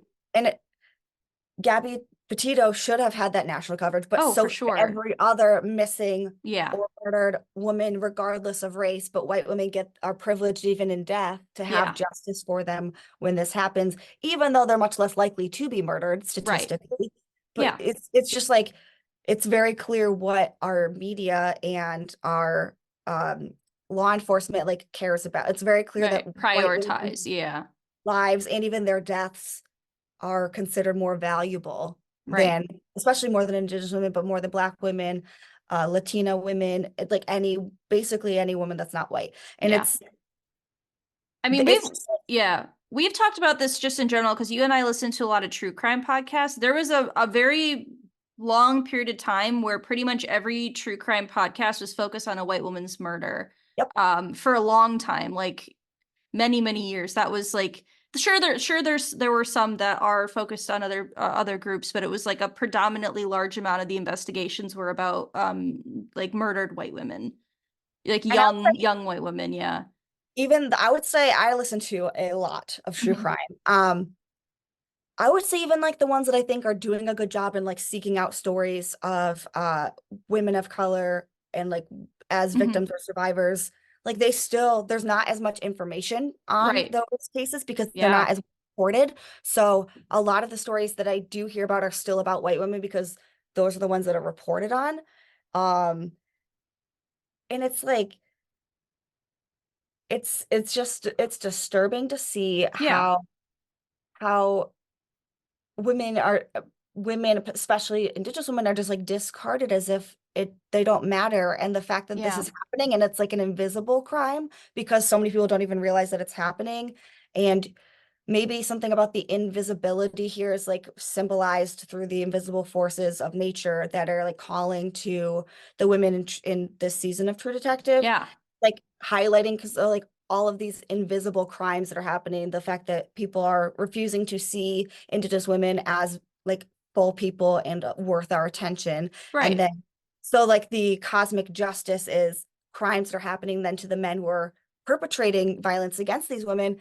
What happens to them is sort of invisible. And I think Mhm. maybe that's like a symbol why we don't understand, we never really know what happened to the men. We know that they were left out there and someone or some female force was going to deal with them, but it's like this invisible force. I think that's meant to highlight and represent the invisible nature of the violence perpetrated against particularly Indigenous women. Yeah.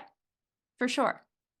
Yeah. And I So I think the thought, writers did a yeah. good job with like highlighting these themes through like this kind of like symbolism. Right. And I believe the writer and director of the show is Latina. She might be Mexican as well. I was reading a little bit about her. I went off the, let me see. Let's see. She was born in Mexico. Mexico, yeah. So I think because I read like a little bit of her about talking to it that she um yeah, that she, like things that she had inspiration from and some of that. So yeah, so I think probably I think I did notice that some of the things that kind of felt different comparatively to other seasons, I feel like potentially having like a woman being the head writer and director of the show had an influence on the way the story was written, which I think was a different perspective that was like highlighting important things and important perspectives that we don't always get with these types of shows, because I feel like a lot of the time when you have stories that are like true crime that are people being murdered, often the people being murdered are women, like generally that's just like how it is. So it feels like it was interesting to have many of the people, the main story be focused on men and as opposed to women, um which I thought Yes. was an interesting perspective to have for It sure. was refreshing. Refreshing, yeah. So, I want to talk about some critical reception and audience reception and some things like that. But what are your just like general feelings of the season overall? Like, how would you compare it to other seasons? Like, what are your overall thoughts before we get into some other people's thoughts. Good question. I don't think any season will ever compare to season one. Season one, and I think it's also the novelty of season one because of like it being this whole new idea was season one, and also like McConaughey, like you just can't like you can't. And Woody Harrelson, like they were just such a good combination. Like I love season one, and I think that's always going to be my top. I think I would put season four as my second best one. I mean, I enjoyed season three. Season two is a little weird, but I do love Rachel McAdams, so I'm like Yes. conflicted with that one. But I do think I would have to like rewatch all the seasons to like review what I thought about each of them. But right now, I think season four is like my second favorite. And I think for all of the reasons we mentioned with like this feminist message and the message of indigeneity, I mean, I'm a professor of African history and women's history. And so I deal with these themes a lot. And I've seen a lot of ways that women and women of color and indigenous people are like ignored or discarded. And so this is something that's important to my own work and research. So I really gravitated towards that. And like anytime a woman is in charge here as the writer, director, and showrunner, like clearly we're getting this woman's perspective. And as a woman, I can relate to that. And I appreciated that. Yeah. I, like Hannah, don't love Jodie Foster, but I don't have this like irrational, complete aversion for her. But I think her character was necessary. We needed the Alaskan Karen to show that other side. Yeah. Navarro was great. She was entertaining. I loved how she was like, just didn't care what other people thought, and she just did whatever she wanted to do. So I appreciated all of the feminism in the show, and so that's why I think it's my second favorite. Yeah. I kind of feel about the same way. If I had to like put them in a lineup, see, I don't, season one is like one of my favorite seasons of any show ever, just like in general, not even related to True Detective. Like I'm like, it's so well done. I think you're right. It's the novelty of it. Like it was kind of like a first of its kind type of TV show. Like no one had really done this type of style before. And like a more of like a mini series focused on like a set like character study as well as like an overarching plot like that. Like yeah, the two leads had such great chemistry together. So I don't think anything's going to top that. And I did like season 3, although I feel like it was not exactly the story that I wanted, like the way that it ended up going. But it was still well done. Season 2 it's fine. It's a fine season. But I think 4, I probably right now, like again, I haven't watched any of the seasons since we watched them. So I don't know if I could like accurately like say this is definitively it. But as we stand right now, like I really enjoyed season 4. Like I don't think it was perfect. I think the ending felt a little bit like off, maybe like it didn't like stick the landing for me in some ways. Like the way the story went in like the last 2 episodes, I feel like maybe it was a little, could have been written a little tighter, like just the general story itself. But I really liked the environment. I loved the atmosphere. Having it in the dark felt like really unique, gave it like a very specific vibe that I thought worked really well. But yeah, so let's talk about some critical response because I'd love to discuss some of these things with you. I went online, and after I finished the season, I went, how many people are going to hate this season? That was my first thought. Here are some things that I found. I think the first thing I'm going to do is I went to IMDb and I looked at all of the seasons and I looked at what the lowest rated episode of every season was because I was curious, like every season has, you know, like a bad episode, I put in quotes. So season 1, the lowest rated episode is an 8.8. 2, it's a 7.3. 3, it's a 7.8. And season 4, lowest rated episode is a 5.4. Which episode? The finale. Huh. Yeah. Yeah, I thought that was interesting. So then I went and I looked at every single episode of season 4. Every single episode is rated lower than the lowest rated episode of season 2. So every single episode has a rating on IMDb below a 7.3. But interesting, if we go to look at other sites, Rotten Tomatoes had it listed as a 92% for the season critically, 8.5 out of 10. Metacritic had an 81 out of 100. Critically, it had like critically well received. Critics really liked it. Rolling Stone said it was the best finale of True Detective ever, which I don't really agree with that, but that's fine. Besides the point, people were critically really liked it. However, when I go online and I'm looking up some responses. I went into People Reviewing and IMDb and I found many, many 1-star reviews. I went to Reddit as well, which is always a mistake for a male, the male perspective is very dominant on Reddit.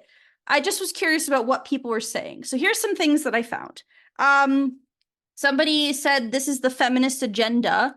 If DEI was a show, they said this is the worst show I've ever seen in my life, which I'm like, you've never seen Pretty Little Liars. You were like, you don't know bad TV. Like, if you're saying, I saw a lot of like, this is trash. These writers should have, like, this feels like a Hallmark movie. And I was like, what are you talking about, people? Worst writing. What was some other things that I found something else. I also found that the original creator of the show, Nick Palazzo, apparently has been very critical of this season, even though he was technically an executive producer on this season. He was critical of it. He didn't like it himself, I guess. Not a fan. But yeah, so I have to wonder, and just a theory throwing it out there. If every single episode of this season is lower rated than season 2, which is generally considered like a not good season. Like, I remember when we were watching it, people didn't like it. People weren't like super into it. One, because it followed season 1, but also it just was a little bit of a messy show. Like, the season was a bit messy. The character dynamics were messy. I have to wonder if this is getting the Captain Marvel treatment. Do you remember so Captain Marvel was the Brie Larson led Marvel movie where it got like absolutely review bombed on like Reddit, on Rotten Tomatoes and IMDb. People were like giving it 1-star reviews, yet it was made $1 billion in the box office. Like, it was a huge success, like money wise, but like critically, like audience got like absolutely like review bombed, like before it even had come out. Like, there's a whole thing about that. Basically, people were unhappy, I have to wonder if this show, this season, specifically focusing on women, like the main characters are women. Here's my other favorite quote. I saw somebody say, I don't understand why they wrote these male roles and then casted women in them. And I was like, what do they mean by male role? A police officer, a person in authority? Like they basically insinuating that they gave women the roles intended for men, as if the main writer, the woman who wrote these roles, wrote them for men, but then, diversity, we got to give them to women. What an asinine thing I know. to say. So, and I was not surprised to go on Reddit to see that, but it was like overwhelmingly negative, and people like were like, this is the worst show I've ever watched. This is the worst season. Like, I can't believe it was like children writing, like very much like tons of hate. And I was like, I remember being on Reddit when season 2 came out and people were like upset, but nobody was saying they hated the show. Nobody was throwing that level of hatred out there. So I have a feeling the people, like, don't get me wrong, I am sure there are people who did not like aspects of this season, and I can totally understand like not liking certain elements of the story or like plot, and that's fine. But I really feel like people who have nothing but hate or like are saying it's like the worst show they've ever watched are maybe calling themselves out a little bit there. Maybe you're giving away your biases there. Just a thought I had. Yeah. So the fact that IMDb is like the one critical outlet that rated it really low while the other ones rated it really high tells me that IMDb is run by incels. And we already know that Reddit is populated primarily by incels who have no life. Yeah. So IMDb, that's like anyone can do a review. So that's like audience, like I think there was 11,000 ratings for like one of the episodes. So that's like anyone can do ratings and not like having to be like a critical review or like a company person. Yeah.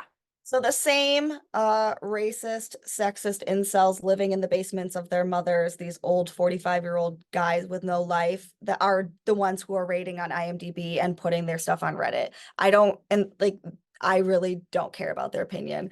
I'm not surprised at all. Like, no, I'm not either. We have women leads and it focused on an Indigenous community. and one of the leads was not only a woman, but a woman of color. Of course, the people who are racist and sexist Yeah. and want to ban books and want DEI to be banned and things like that, and don't believe that, or think critical race theory is like the greatest threat, against America right now. Yeah. Those people, I'm not surprised that they are, outraged by this, and it brings me joy. It brings me joy that they're so upset because, There's so it's so yeah. hard to be a privileged white man, and like it's so hard. So it Yeah. brings me joy. Yeah, because I was like, I would go online because I was like, I wonder what like the subreddit like television, our television, they had threads, or like I went on like one for HBO, I went on one for True Detective specifically, and it was like every single one. And I like would occasionally find a comment being like, do I feel like everyone here is overreacting? Like I liked the show, like I thought it was good.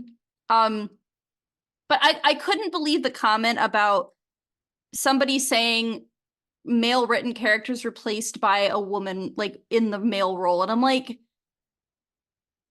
that just makes no sense. Like Yeah. how does that make sense that a woman wrote male leads and then put in women into those male written roles because women I don't, and I'm like, but why? Like I feel like sometimes people have this idea that like women have to be written a specific way, and they don't get any grace if they're not perfect. Like none of these women in the show are like by any means perfect, or like, arguably are not good people, depending on the way that you look at it, the perspective of that. And I'm like, I don't understand why male roles get a pass. Like tons of shows have shitty male leads and are not good people and like have flaws, and that's fine. But if it's women, then it's suddenly like this is like bad. And like certainly, yeah, there are like things that I think are like for instance, Hannah and I have talked about this. There's like a scene in the Avengers where they have like every single woman in one shot walking together, like, look at us, female empowerment. And so sometimes it's over the top and it's like, all right, like you're just doing this to be like, look at us. We love feminism. We're on your side, and it feels very out of place. But I'm like, and then when you get just normal people, it's like suddenly not possible. It's not possible for there to be a woman police officer, who likes sleeping with men. Oh my God. Can you believe it? Cheaters? They're not real. I don't know. Just like parts of that I just don't get. It just doesn't make any. I'm like, couldn't you be bothered by something else? Like your time could be better spent being less angry about that and worrying about other things that don't impact your life in any way. Yeah.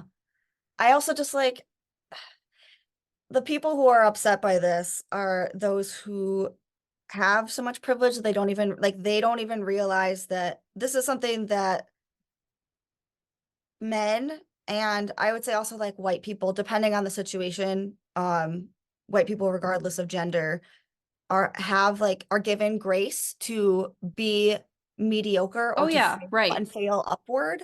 Of And this idea course. of like um so this is something I talk about with like my students in my classes, related to African history, and this idea of like Black excellence, and like Black people are not given the grace to just like be regular, and they have to be Mhm. high achieving, otherwise they're somehow not doing enough. But a white person Right. can be mediocre and like can be Yeah. appreciated, and like not forced to have to like live up to some like unrealistic goal. Like, why do you always have to be the best of the best? Like, Right. people aren't required to do that. And I think looking at gender as well, like men typically are not expected to do that, where women, if Mhm. they come into a certain position, have to be like better than every man in the company just to like prove that she's worthy of being Right. there. But a man can just like kind of slack off, and he's given the grace to just be that because he Mhm. doesn't have to be exceptional. So I think when we have women, and then one of the leads is a woman of color, it's this idea of like we expect them, if they're going to be in this kind of role, being like the leads of the show, but also them being like the lead detectives in Right. the universe of the show, Mhm. that they need to be exceptional, and they're not allowed to have flaws. They're not allowed to, yeah, like they have to be Yeah. it's this unrealistic exceptionalism that we put on minorities, whether that's racial or ethnic minorities or Mhm. gender minorities, like.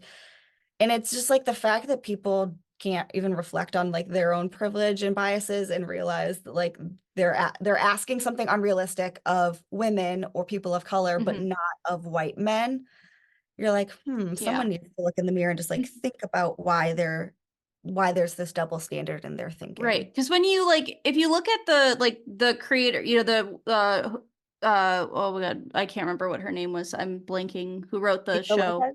Yes. So her saying that it's kind of like in inverse season 1, why are the 2 leads given such grace and they're also terrible people too? Yeah. Like they are terrible. They're both terrible, detectives. Like, why do they get that grace, but these women don't? It's kind of the same thing that I'm like, I was like, I don't really get like the amount of hatred that I was seeing, like just, especially looking at like the 1-star reviews that was like, I'm like, really? 1 star? This is that I couldn't wrap my head around. I'm like, them saying this is the worst thing they've ever seen. I'm like, you've not seen bad stuff. Like, you've not lived. Like, this is nowhere near what I would consider to be a bad season. Certainly you could look at it and like not love things they do, but like the worst season you've ever seen is truly a stretch. Yes. Yeah. But yeah, so that was the main thing I wanted to cover just was some of the things critically and audience wise that I saw. Because this show ended, I think it was 2 weeks ago, I think is when the finale aired. So somewhat recently. Yep. Yeah. But yeah, so they are supposed to be working on a season 5, I believe, is scheduled, and I believe the director and creator is supposed to be working on that as well. I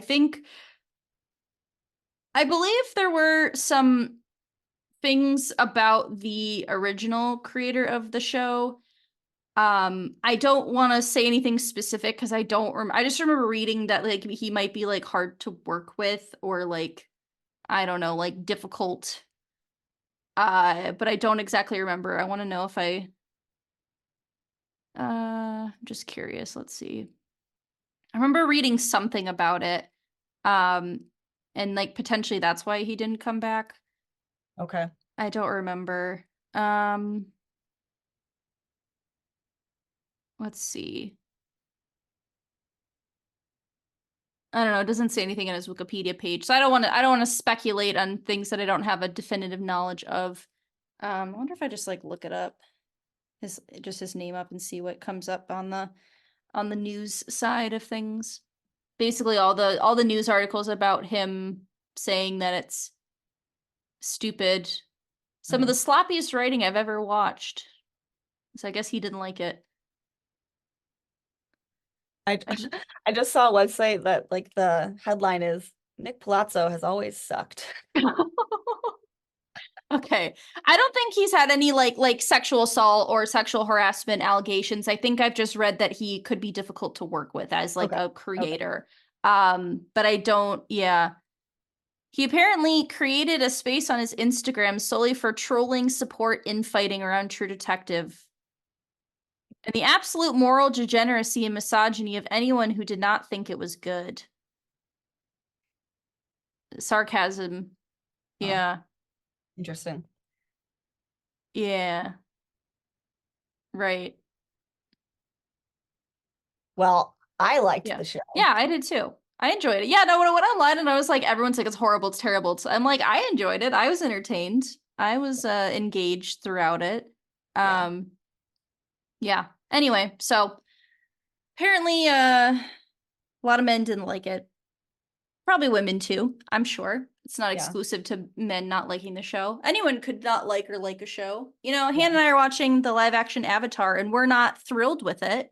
But we also don't hate it. I saw so there's like kids that are cast in that. Apparently a lot of the children are getting like hate on their social media. And I'm like, really? You're harassing children because you don't like the show that they're in? Like, sad. You need to chill out. Yeah. People gotta chill out. Like, calm down. It's fine. You're allowed to not like things, but you also don't have to be like rude and evil about it. Like, make your own podcast, then you can talk about how much you hate it. I'd love to hear it. Yeah. I don't know, is there anything else we want to talk about before we wrap up? My question, or the one thing that maybe like I felt unsettled by at the end, was Navarro's decision to walk out and basically heed the call from this whatever spiritual force is calling to her. Because like I think it like suggests that she dies by suicide, or she just goes out and dies in the elements. And Yeah. we see that she comes back in spiritual form to like visit Danvers, and Danvers Mhm. like sees her, and it's like they're so the way that I understood it was Navarro comes to this realization that life is a continuum, and I don't know if her indigenous culture believes in reincarnation or whatever, Right. but it seems that she's like, I know there's something after this life, and I'd rather like go to that because this world is so messed up because Yeah. humans. Um, and she's like, I'm ready to go on to like the next phase. And so for me, from my worldview, it I read it as that was suicide and like kind of problematic. And I was like, I don't feel comfortable with the show, like basically saying suicide is an okay out for. Yeah. But then I was like, maybe that's because I'm looking at it from my perspective, and I don't know in her indigenous culture if there's like it's not seen as that, and it's like there are many lives to come, and it's she's still very much able to like visit with her human friends after she dies, and like she just goes into this other spiritual form, I guess, and like it's maybe not seen as bad. Because a lot of we see there's allusions to other indigenous people who have died in the same manner, and maybe it's not the same as like suicide, or the way that like white Christian America sees Right. suicide. So Mhm. I don't know. I was a little unsettled by that because I was like, I hope nobody watches this and thinks like my life is hard, suicide Yeah. is the right answer. But then I'm like, I don't know because I don't know enough about that culture. So, something I noticed, and correct me if I'm wrong, but the episode where her sister commits suicide or, walks out into the ocean, they had a warning that there were depictions of suicide in the episode, but we didn't get that with this one, I Oh, believe. I didn't even pick up on that. Okay, because I did notice that because I was thinking about it and I was like, oh, is she? Because that was my thought as well when I saw her walking out. I was like, oh, is she, from committing suicide? But I was like, oh, but the last episode we didn't get, like, we got a warning. Like I saw that. So then when like her sister walked out, I was like, oh, I think that's what this warning is, because Okay. I was waiting for it. But yeah, we didn't get that in this one. So I like the way that I saw it is like it's possible that she might not be dead. Like that might Oh. actually be her at that Oh. house. That's the way I looked at it. Like that's not actually like I'm sure that's another thing that's open to interpretation, but Yeah. I thought maybe she was like, I need to get away. I'm gonna go to wherever this like random cabin situation or house is that Danvers is also at a certain point. Because I was like, that would be weird to me to show her sister doing something very similar and having a suicide warning, but then not having that for her if she's seemingly doing the Yeah. same type of thing. That's at least the way that I saw it. Because I Okay. agree that that is unsettling to like have that view of like somebody, a main character seemingly commit suicide from like our way of thinking of that. Yeah. Okay. I honestly didn't even pick up on that, like the Yeah. whatever the warnings at the beginning of the episode. I And always then read those because after. then I'm like waiting for whatever they deem like a caution. I'm like, Yeah. I'm preparing myself because I think we got a caution for Pete shooting his dad in the head because they said Okay. like something to some type of violence, disturbing Oh, violence or something is what they said. And we got a maybe. warning for like self-harm and something suicide or something was the warning we got with her sister, Julia. Okay. Yeah. Maybe it's because of like the fact that I'm a historian, or that I Hmm. love true crime, that like I feel like unfazed by just about anything. Like I've Yeah. heard about horrible things that Right. humans do to Yeah. each other, that like I I don't feel like I need those warnings, but I Right. also like, so like for me, I think I ignore them because I'm like, nothing is new under the sun. For me, like Yeah. as a historian, I just know about all these wild things that people have done to each other, that I'm like, yes, it's horrible, and I like Hmm. know that, but I'm like, I doesn't It doesn't. You don't really need the warning to be prepared No. for what is to come. I No. appreciate that they do that because there No, are I think it's people, you good. know, who are Yeah, sensitive to certain things. But absolutely. I'm more for me, I'm just curious. I'm just like, ooh, what's gonna Yeah. happen? Like, when Yeah. is it gonna happen? Yeah. So usually when I see things like that, I'm like intrigued about like what is gonna happen to cause them to want to put this warning in place. Yeah. Well, that makes sense. Oh, and Yeah. I never picked up on that with the last episode not having that warning. So Yeah. I think you're right. I think perhaps, or maybe it is meant to be ambiguous. Like Yeah. we don't know, but because something that also made me think that she had died was because someone asked about Navarro and like, oh yeah, she left or something. So Yeah. it's very possible that Navarro just like went off. She left Alaska. She's going wherever she needs to go. Like, I don't know if she goes back to Boston, like Right. where Or she, somewhere or what. else. Yeah. And so maybe she does come back to visit Liz Danvers occasionally, and she just like doesn't, talk to anybody else in the town. That's a possibility. Yeah. I That like was that yeah. version, but Yeah. I like that was the where I was like, I feel like it's maybe ambiguous, like exactly what happened to her, but I feel like if they were insinuating she like walked into nature and like, you know, was like reincarnated or committed suicide, I feel like it would have been framed differently based on the way they had done it a couple episodes before that. Um it just is the way that I saw it and the lack of warning. I was like, I feel like if they were insinuating that, they would have prepared something to be like, hey, everyone, watch yeah. out. When so that last scene or one of the last scenes when we see Navarro like walking out onto the ice like in the mist or something, Yeah.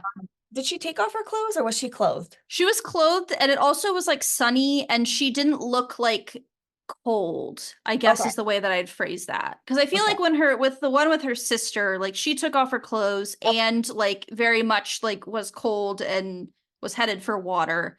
Yep. So I feel like it was like also sunny, like the sun was You're right. out. You're It right. was like, I don't know, like dawn of a new life, like rebirth type of, because Okay. like her name that she was Yes. given, her like indigenous name was like Rise of the Sun or something, like was something like that. I can't remember the Yeah. exact wording, but it was something like that. So I thought maybe Yes. that was more like symbolism with her new life, kind of like, Okay. because you know she was like, I feel like I'm the guy in the hatch, like I'm just holding the hatch shut, trying to like survive. Hmm. I don't know. So maybe it was more of like a symbolism of like she's let this, you know, she can let this case go, she can move on to something else kind of deal. Okay. Okay. Yeah. That makes sense then, because I do think all of the people who like went off and were taken by the spiritual force or whatever, they all undressed and left their clothes. And Right. the fact that we didn't get that, I think you're right. You picked up on all those hints that she does leave Alaska and she kind of like leaves everyone without a proper goodbye. Like she leaves the toothbrush for the guy that she was like hooking up with and stuff. Right. Um, I think that they're saying that she's leaving, but she's not dying. Right. Yes. Okay. I think you're right. Okay. I was like, I feel better about that. Like, if it's giving that interpretation, and I feel like maybe that's why people didn't like the ending of the show, because maybe that's also the way people interpret it, is that she committed suicide and then, Yeah. you know, Okay. Well, now, yeah. like, that was like one of the bigger things that kind of unsettled me. So I actually like the show even more now that I realize that it's like that. But you're like, oh, it's fine. Yeah, I just, yeah. And when you mentioned that, I was like, I went back in my head and I was like, yeah, that I don't believe the warning was there. So I feel like that would be there if that was the case, if they Yeah. wanted to portray that as that way. Yeah. But yeah, Nice. overall, I liked it. I enjoyed it. I had a good time with it. I was properly unsettled. I did gasp when a man's arm broke off and then he turned out to be alive. That was very unsettling. Yeah. I really loved the feminist agenda. Yeah. Vigilante justice. Yes. Good old vigilante Good justice. old vigilante justice. Nice. Yeah, I think I don't have anything else that I think I want to cover. Me either. Nice. Well, thank you for joining me for our 2-hour-ish discussion of the show. Always a pleasure. Hannah's probably like waiting by the What are they phone, doing? waiting to come. But she knew we were gonna talk for a while, of Yeah. course. Of course. But yeah, thanks for joining me. Tara has a tutoring business that would you like to plug that here if anyone needs Sure. tutoring? Yeah, so my business is called Tarastotle Tutoring. So it's Tarastotle, Tarastotle, and then tutoring. And if you just type tarastotletutoring.com, you'll find my website. I do editing and writing tutoring, and other kinds of services related to writing. I love writing. My undergrad major was in English. I have a PhD. I help a lot of graduate students with writing projects, particularly like dissertations or other long form writing. If you're interested in that, yeah, you can check out my website. Thanks for that. And I really enjoyed being on the show once again. So thank you. Yeah, of course. I'm glad we can make this work. I'm glad Hannah allowed me to host an episode without her. Because I was thinking about it and I was like, I really want to talk to Terry about True Detective. I want to do the podcast so we can just talk. And I was like, Hannah's not going to want to do it. So I'm like, I hesitated for like a little bit and I was like, all right, I'm going to send the text, be like, are you okay if I do this without you? And she was like, yeah, it's fine. And then I told her, I'm like, that gives you free reign. If you want to cover something that I have no interest in and you have somebody you want to talk to, like bring them on. Because these episodes, the research breaks are much more like free form, yeah, informal. Like they're not really like we don't have like a structure or anything. We're doing bare bones research clearly as I'm looking things up as we're going. But yeah, so this is research break. And if you want to tell us about your opinion on this season, because I would like to hear if anyone out there has watched it. I like don't know anyone who watches the show in real life. So but if anyone out there has watched it, has any thoughts, would like to, share your perspective on that, would love to hear it. We have our Gmail, r3podcast@gmail.com. We also have an Instagram, Research Rank Repeat. We also have a letterbox, not really relevant to a television show, but if you like movies, we got a letterbox account on there. But yeah, so thank you again for joining, Tara. Pleasure to talk to you. We will continue our conversation as soon as this episode is done, pretty much. Co-host Hannah is going to join us for a chat, not podcast related, but she will be here in spirit soon. She's awake. She's awake. She is awake. We should, when she joins, can we just say she's awake? Yeah. And see what she says. She's not going to be pleased. No. I know that. But yeah, thank you for joining us. Thanks for listening. We'll see you next episode. Bye. Later. We would like to thank Joseph McDade for our intro music. He provides free music available for all kinds of creative use. The song that we used is called Sunrise Expedition, and you can find it and his other music on his website, josephmcdade.com. If you would like to reach us, you can email us at r3podcasts@gmail.com. That's R, the number 3, podcasts@gmail.com. Or you can find us on Instagram by searching Research Rank Repeat.